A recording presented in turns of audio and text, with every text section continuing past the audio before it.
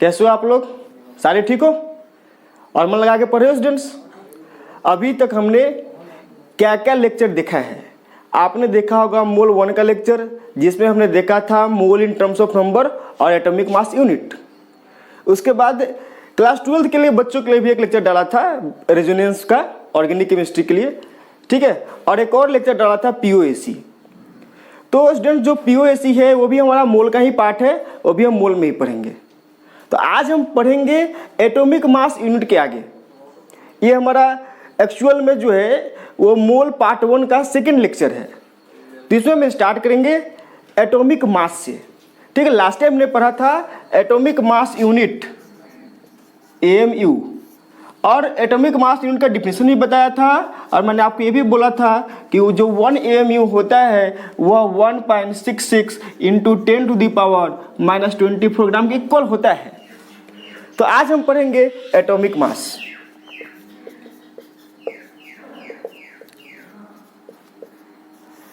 Students, atomic mass से आप सीधा मतलब ये समझो, मास of 1 atom of any element.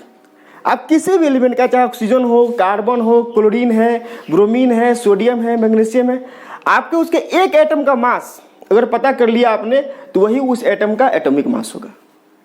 But जो एटॉमिक मास है वो एक रिलेटिव टर्म है। जो एटॉमिक मास का डिफिनीशन है वो एक रिलेटिव टर्म से आता है, ठीक है। तो पहले मैं एटॉमिक मास का डिफिनीशन लिखता हूं, वहां से आपको बातें और क्लियर होंगी।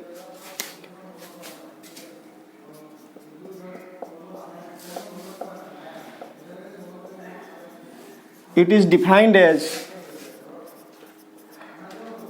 mass of one atom of any element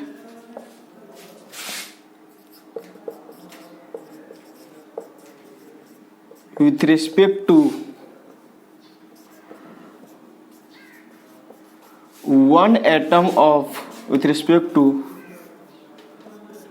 1/12 of 1 atom of C12 isotopes. मतलब C12 आइसोटोप्स का जो एक एटम है उसके 12th पार्ट के कंपेयर में किसी भी एटम का जो मास होगा, एटॉमिक मास होगा, वो कितना हेवियर है यही बताता है, ठीक है। जैसे आपने क्या करना है कि अगर ऑक्सीजन का एटॉमिक मास बताना है तो आप एक रेफरेंस ले लो, 1/12 of mass of 1 atom of C12 isotopes. तो इसका मैं पता है कि इसका 1/12 पार्ट क्या होता है। तो इसका 1/12 पार्ट इक्वल होता है 1.66 इंटू 10⁻⁻24 ग्राम के। मतलब अगर किसी एटम का एटॉमिक मास पता करना है तो हमें पता करना होगा कि उस एटम का जो एटॉमिक मास है वह 1.66 इंटू 10⁻⁻4 ग्राम के कंपेयर में कितना टाइम्स हेवियर है, वही उसका एटॉमिक मास होगा। तो अगर आप मैथमेटिकल एक्सप्रेशन लिखोगे तो मैं यहाँ एक टर्म लिखूंगा रिलेटिव एटॉमिक मास। रिलेटिव एटॉमिक मास क्यों लिखा है मैंने? बिकॉज हमने निकालना है इसके रिस्पेक्ट में 1.66 इंटू 10⁻⁻24 ग्राम के रिस्पेक्ट में निकालना है, इसलिए रिलेटिव एटॉमिक मास लिखा है, ठीक है। तो ये क्या होगा? तो जो रिलेटिव एटॉमिक मास होता है वह इक्वल होता है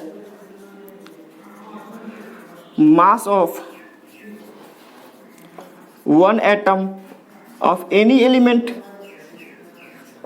आप किसी भी एलिमेंट के एक एटम का मास ले लीजिए और उसको देखना है कि वह 1.66 इंटू 10⁻⁻24 ग्राम के कंपेयर में कितना टाइम्स हेवियर है, वही उसका एटॉमिक मास हो जाएगा। तो रिलेटिव एटॉमिक मास का अगर आप और भी आगे देखोगे तो ये हो जाएगा mass of 1 atom of any element upon 1.66 into 10⁻⁻24 ग्राम को आप 1 AMU लिख सकते हो। हमने लास्ट लेक्चर में पढ़ा हुआ था एटॉमिक मास यूनिट, और 1 AMU इक्वल होता है 1.66 इंटू 10⁻24 ग्राम के। तो ये क्या हो जाएगा, आप नेक्स्ट आप ये देखना, मैं यहां से ये लिख लेता हूं कि जो relative atomic mass into 1 mu equal to क्या हो जाएगा mass of 1 atom of any element. तो यहां से आपको ये पता चल गया कि एटॉमिक मास का जो यूनिट है वो क्या आएगा, mu होगा। ठीक है, मतलब अगर हमने एटॉमिक मास ऑफ हाइड्रोजन बताना है, हमने क्लास 9-10 में याद भी किया है, तो हमने याद किया था 1 mu।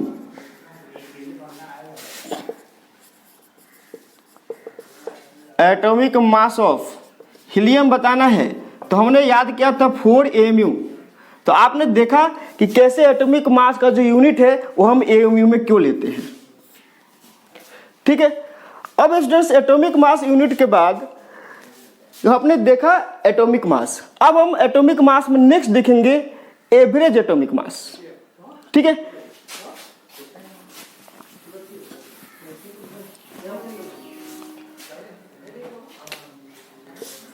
स्टूडेंट्स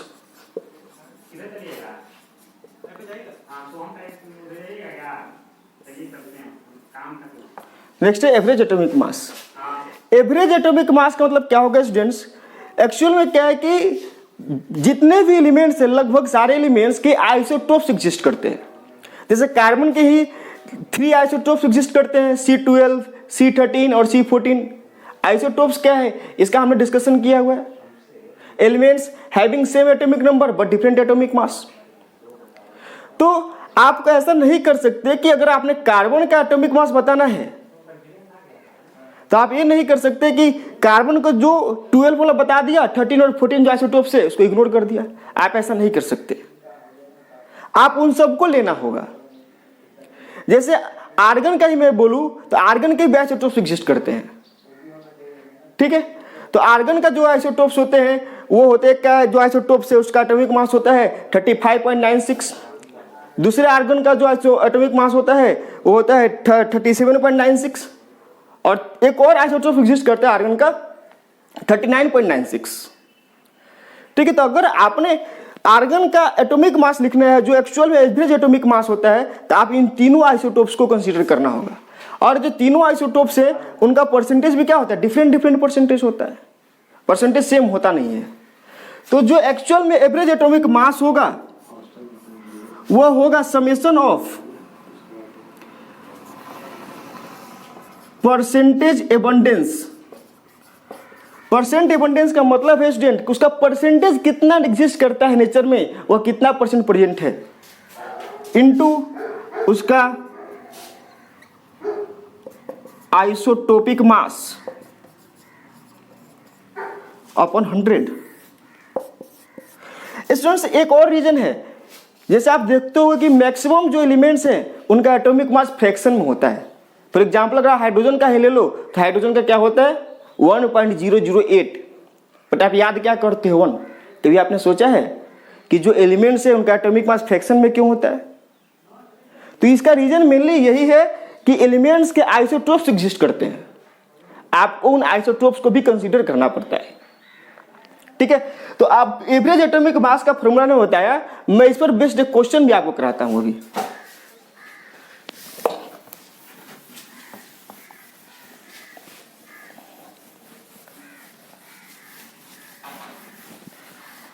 ठीक है, क्वेश्चन देखना आप।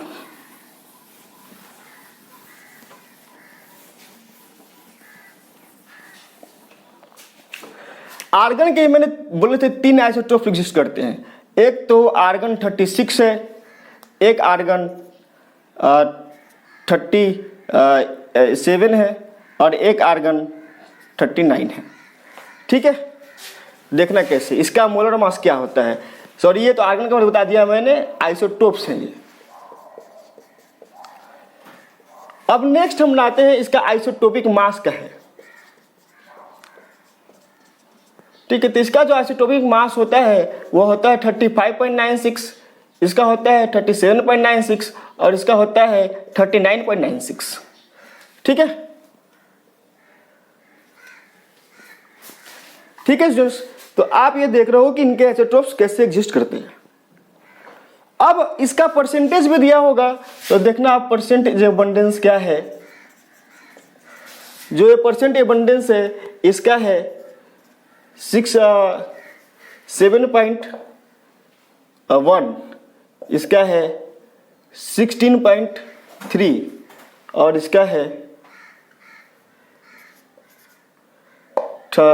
इसका है 76.6।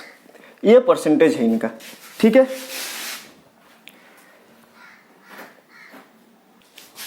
ठीक है स्टूडेंट्स। तो ये 3 आइसोटोप्स है हमारे आर्गन के। एक्चुअली यहाँ पर मुझे 40 लिखना था, मुझे 40 लिखना है। तो अब आर्गन का एवरेज एटॉमिक मास क्या होगा वो देखना आप। तो जो एवरेज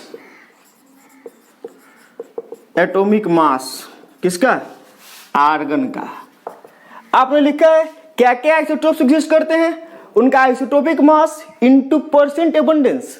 तो परसेंट एबंडेंस है पहले का 7.1, आइसोटोपिक मास है 35.96 प्लस, अब सेकेंड का देखो परसेंटेज है कितना 16.3 और आइसोटोपिक मास है 37.96।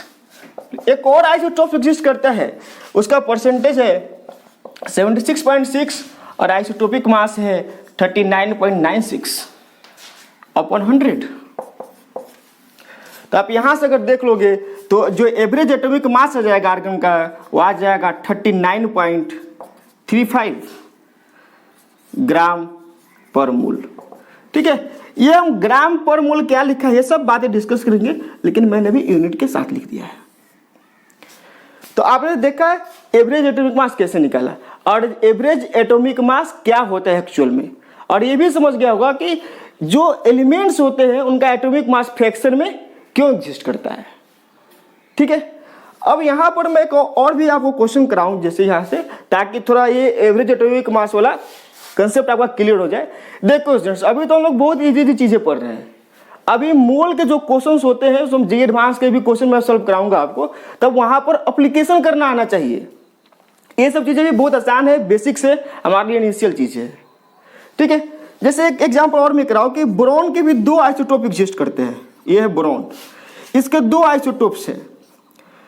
पहला आइसोटोप्स है, ठीक है, बोरॉन का, उसका जो एटॉमिक मास है वो 10.01 है, और जो दूसरा बोरॉन है मैं यहां लिख देता हूं ताकि आपको टेंशन ना हो, और जो दूसरा बोरॉन है उसका जो एटॉमिक मास है वो 11.01 है। ठीक है, ये आइसोटोपिक मास है, और जो बोरॉन का जो एक्चुअल होता है वो 11.181 होता है। ठीक है, ये है बोरॉन, ये बोरॉन के 2 आइसोटोप्स है। पहले का एटॉमिक मास है 10.01 मतलब आइसोटोपिक मास, इसका 11.01, बट जो बोरॉन का एवरेज एटॉमिक मास है वो कितना 11.81। तो अब ये क्वेश्चन पूछता है find the percentage of boron 10.01, मतलब ये वाला बोरॉन जिसका आइसोटोपिक मास 10.01 है उसका परसेंटेज कितना होगा नेचर में, ये बताना है। ठीक है, इस टाइप का क्वेश्चन आपको एनसीईआरटी में है, बेसिक क्वेश्चन है, फिर भी हम लोग सारा पढ़ेंगे। तो इसका स्टूडेंट्स आपके लिए सॉल्व करना बहुत ही आसान होगा, आप वीडियो पॉज करके सॉल्व कर सकते हो। ठीक है, अब देखना है इसमें, तो जैसे कि मान लो कि ये 2 आइसोटोप्स एग्जिस्ट कर रहे हैं इसके, तो दोनों का परसेंटेज मिलके कितना होगा 100 होगा। तो मैं मान लेता हूं कि लेट परसेंटेज एबंडेंस, इसमें आप सिंपली परसेंटेज भी लिख सकते हो। ठीक है, of boron 10.01 is equal to x। तो obviously percentage abundance of boron 11.01 कितना हो जाएगा स्टूडेंट्स, ये हो जाएगा आपको 100 - x। एक्चुअल में जितने एटॉमिक मास हमने याद किए हैं क्लास 9 10 तक या 11 में भी हम लोग class up to atomic number 40 तक याद करेंगे, वो सारे के सारे एवरेज एटॉमिक मास है। ठीक है, आप किसी भी आइसोटोप्स को इग्नोर नहीं कर सकते, सबका परसेंटेज और सबका आइसोटोपिक मास आपको कंसीडर करना पड़ेगा। तो अब ये देखो जो एवरेज मास है वो कितना है 11.81 है, इजकल टू, हमें तो पता है कैसे निकालेंगे average atomic mass. Average atomic mass निकालने के लिए लिखेंगे परसेंटेज, तो परसेंटेज है x, एटॉमिक मास कितना है तो 10.01 प्लस दूसरे का परसेंटेज कितना है तो स्टूडेंट है वो 100 - 6 और एटॉमिक मास कितना है तो वो है 11.01 अपॉन 100। ठीक है, आप इस इक्वेशन को सॉल्व कर लोगे, आ जाएगा x = 20% और तो x = 20% आ गया, तो मतलब जो बोरॉन जिसका आइसोटोपिक मास 10 है उसका परसेंटेज हो जाएगा 20% और जो दूसरा बोरॉन बच जाएगा जिसका एटॉमिक मास 11.01 है वो 80% होगा। तो अब देखना यहाँ पर जो बातें हैं कि जो एवरेज एटॉमिक मास था वो 11.81 क्यों था, बिकॉज किसका परसेंटेज ज़्यादा है स्टूडेंट परसेंटेज ज़्यादा है एटॉमिक मास 11 वाले का 80%। तो आप देखो एटॉमिक मास 11 और उससे ज़्यादा ही है 11.8 है। ठीक है, अगर इसका एटॉमिक मास ज़्यादा होता 10.01 वाले का, सॉरी एटॉमिक मास बोल रहा हूँ मैं, परसेंटेज ज़्यादा होता तो जो हमारा एवरेज एटॉमिक मास आता वो लगभग 10 के आसपास ही आता। तो ये सब कुछ बेसिक बातें हैं जो हम लोग सीख रहे हैं। अब एक और भी बात आएगा, नेक्स्ट बात हम पढ़ेंगे ग्राम एटॉमिक मास। ठीक है, ये चीज़ मैं मिटा देता हूँ sir.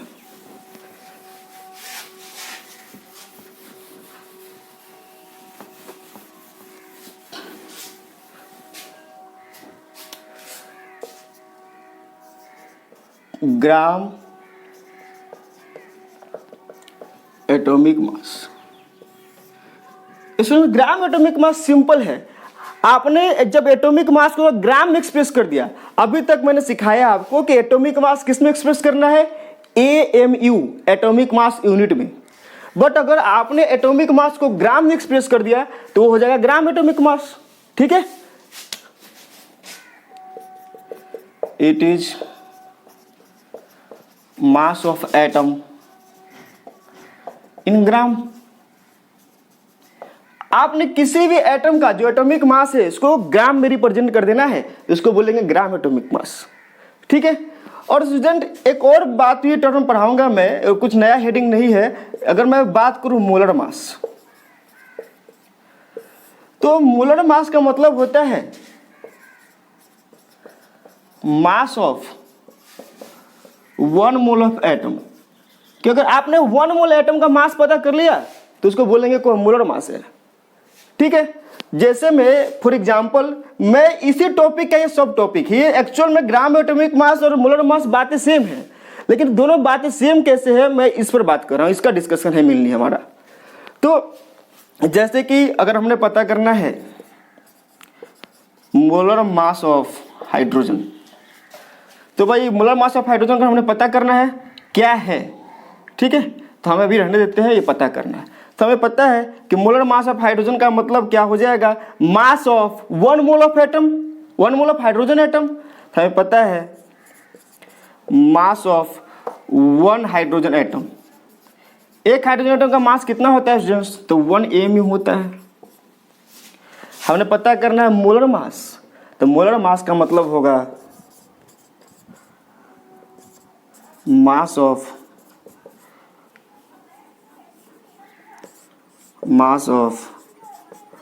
1 mole of hydrogen atom. Students मैंने आपको याद कराया था कि जहां कहीं भी 1 मोल आएगा वहां पर एक नंबर आएगा 6.022 × 10⁻23। और ये नंबर क्यों आता है और यही क्यों आता है मैंने इसका डिस्कशन किया था। तो क्या हो जाएगा, तो मास तो एक एटम का पता है 1 AMU, और हमें जितने एटम का चाहिए उससे मल्टीप्लाई कर देंगे। तो हमें 1 मोल एटम का मास पता चल गया। अभी हमारा मास किस में है, एटॉमिक मास यूनिट में है, AMU में है। अगर हम इसको ग्राम में कन्वर्ट करना चाहते हैं तो हमें पता है 1 एम इक्वल होता है 1.66 इंटू 10⁻⁻24 ग्राम के। ठीक है, इसको प्रूव भी किया था, इंटू 6.022 इंटू 10⁻23। आप इसको सॉल्व कर लोगे तो आ जाएगा 1 ग्राम। मतलब हाइड्रोजन का मोलर मास क्या है, 1 ग्राम है। और मैंने ग्राम एटॉमिक मास क्या बोला था कि it is the mass of atom in gram. तो अगर मैं बात करूं, देखना है यहाँ पर थोड़ा आपको देखने में प्रॉब्लम नहीं होना चाहिए, बहुत जगह है मेरे पास। ग्राम एटॉमिक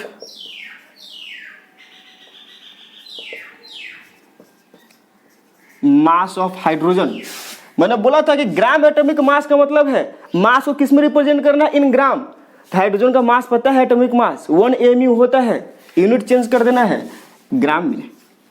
तो ग्राम एटॉमिक मास लिखा तब भी 1 ग्राम, मोलर मास लिखा तब भी 1 ग्राम। मतलब आज से याद रखना है, आरसी मुखर्जी के बहुत सारे क्वेश्चंस करोगे वहां पर, तो वहां पर लिखा रहेगा मास ऑफ 1 ग्राम एटम। तो जहां कहीं भी ग्राम एटम लिखा है, ग्राम मॉलिक्यूल लिखा है, आपने क्या समझना है, आपने समझना है 1 मोल, मोलर मास समझना है बेसिकली। ठीक है, चलो अगर यहां तक आपको कोई डाउट होगा तो आप एक बार देख लो और कमेंट में मेरे को बता देना यहां तक। ठीक है, इसके बाद मैं नेक्स्ट स्टार्ट कर रहा हूं मॉलिक्यूलर मास। तो एक्चुअल में स्टूडेंट्स एटम्स क्या होते हैं और मॉलिक्यूल्स क्या होते हैं हमें पता है। जैसे मैं एक मेरा फेवरेट एग्जांपल है समझाने का एटम्स और मॉलिक्यूल्स के बीच डिफरेंस, वो मैं एग्जांपल बताऊं।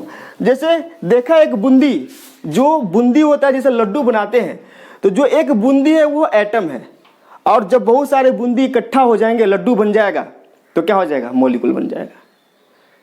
ठीक है स्टूडेंट्स, तो आपको ऐसा समझना है कि मॉलिक्यूल क्या है, तो मॉलिक्यूल है ग्रुप ऑफ एटम्स।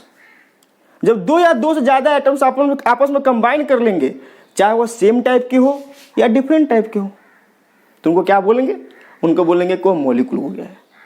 तब हम नेक्स्ट बात करेंगे, जैसे एटॉमिक मास के बारे में बात किया था वैसे ही बात करेंगे मॉलिक्यूलर मास के बारे में। ठीक है, तो मॉलिक्यूल क्या है स्टूडेंट्स, ग्रुप ऑफ एटम्स। तो हमारा नेक्स्ट टॉपिक है molecular mass.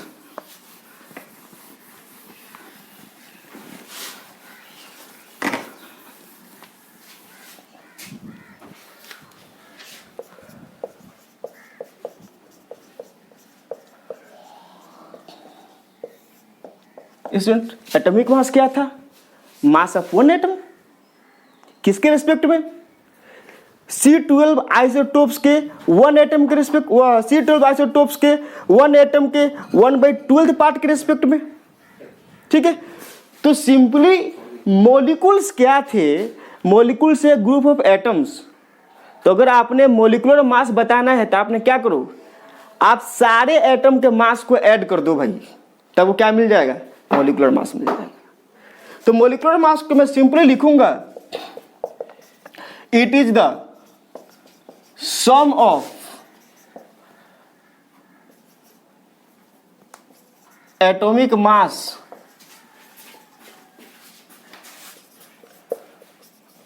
Of all atoms.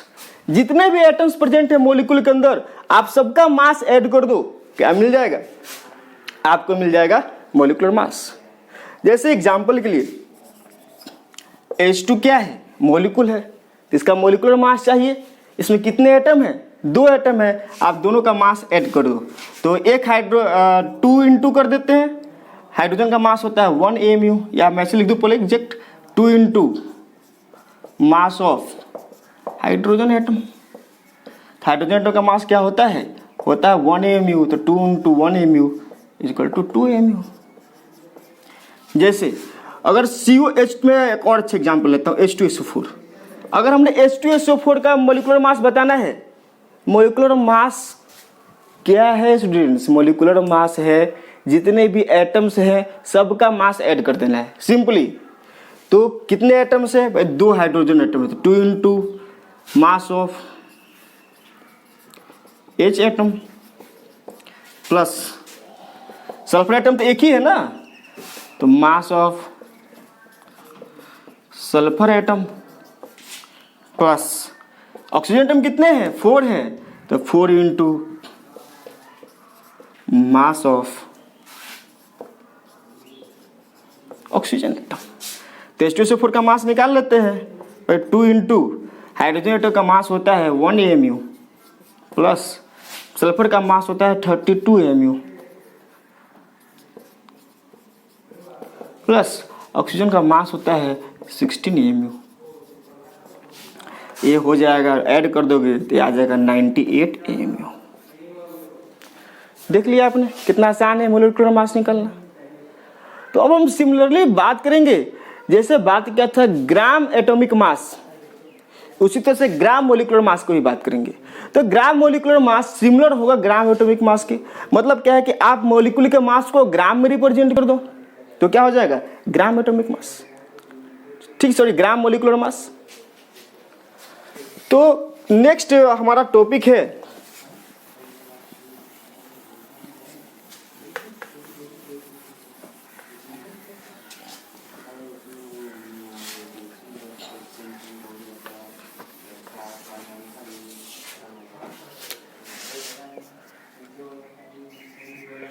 Gram molecular mass.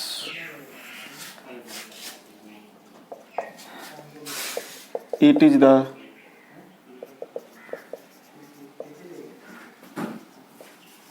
mass of molecule in ग्राम। आपने मोलिकुल का मास किस में रिप्रेजेंट कर देना है, ग्राम में रिप्रेजेंट कर देना है, तो उसको बोलेंगे ग्राम मोलिकुलर मास। ठीक है, जैसे gram molecular mass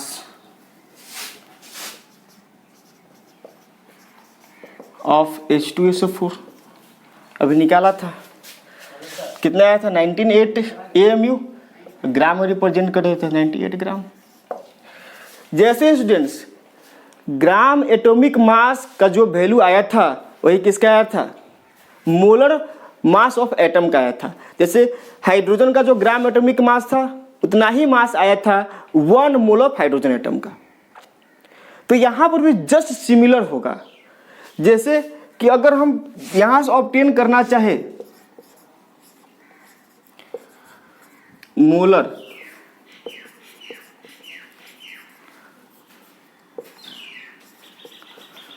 mass of molecule,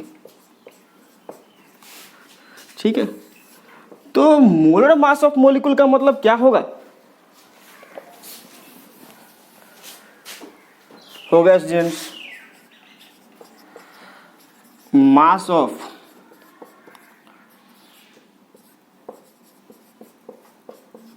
one mole of molecule.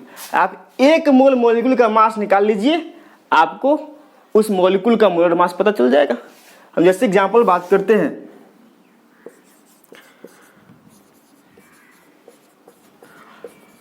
Molar mass of H2SO4, तो ये क्या हो जाएगा, निकालना है हमें पता है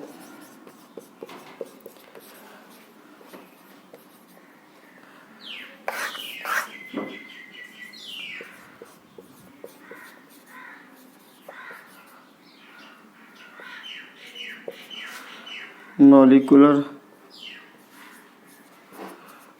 mass of H2SO4 is equal to 98 AMU। एक H2SO4 के एक मोलिकुल का मास पता है, तो अगर हमें मोलर मास ऑफ H2SO4 पता करना है तो कितने पता कर ले भाई, 1 मोल मोलिकुल का मास पता कर ले। 1 मोल मोलिकुल का मतलब होगा 6.022 इंटू 10⁻23 मोलिकुल का। एक मोलिकुल का मास पता है 98 AMU, तो हमने जितने मोलिकुल का निकालना है, जैसे यहाँ पर 1 मोल मोलिकुल का निकालना है तो इसमें मल्टीप्लाई कर देंगे किससे, 98 AMU से।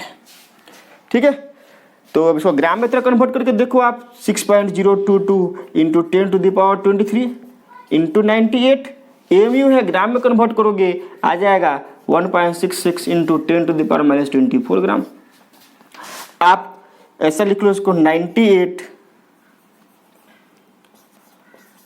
Into 6.022 into 10⁻23 into 1.66 into 10⁻⁻24।